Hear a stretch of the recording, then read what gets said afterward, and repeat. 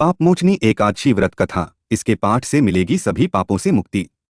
पूर्वकाल की बात है, अप्सराओं से सेवित चैत्ररथ नामक वन में, जहां गंधर्वों की कन्याएं अपने किंकरों के साथ बाजे बजाती हुई विहार करती हैं, मनुघोषा नामक अप्सरा मुनिवर मेधावी को मोहित करने के लिए गई।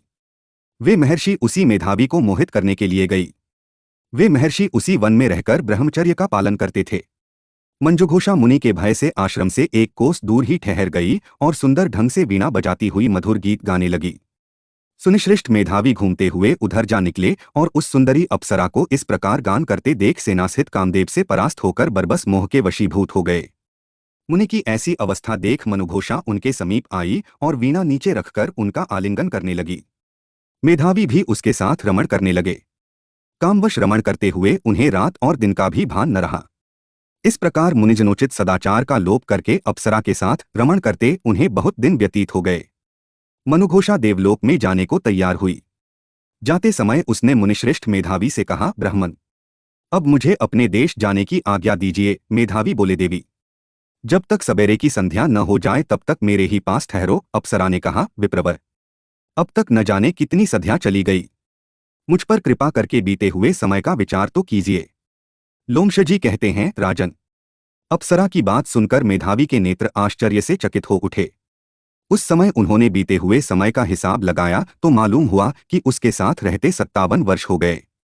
उसे अपनी तपस्या का विनाश करने वाली जानकर मुनि को उस पर बड़ा क्रोध हुआ।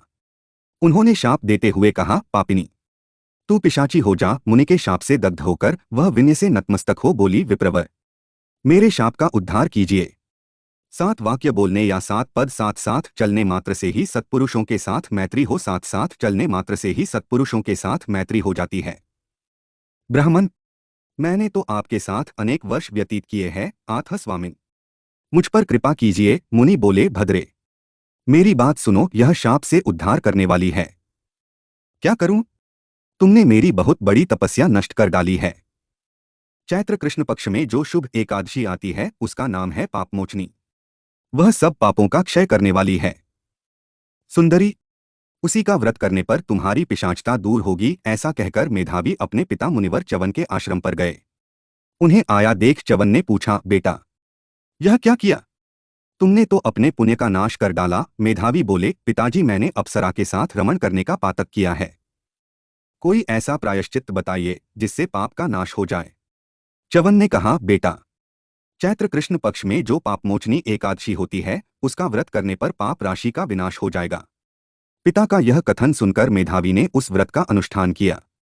इससे उनका पाप नष्ट हो गया और वे पुनः तपस्या से परिपूर्ण हो गए। इसी प्रकार मनुयोवा ने भी इस उत्तम व्रत का पालन किया। पापमोचनी का व्रत करने के कारण वह पिशाचोनी से मुक्त हुई और दिव्य रूपधारिणी श्रेष्ठ अप्सरा होकर स्वर्गलोक में चली गई। राजन, जो श्रेष्ठ मनुष्य पापमोचनी एकादशी का व्रत करते हैं उनका सारा पाप नष्ट हो जाता है।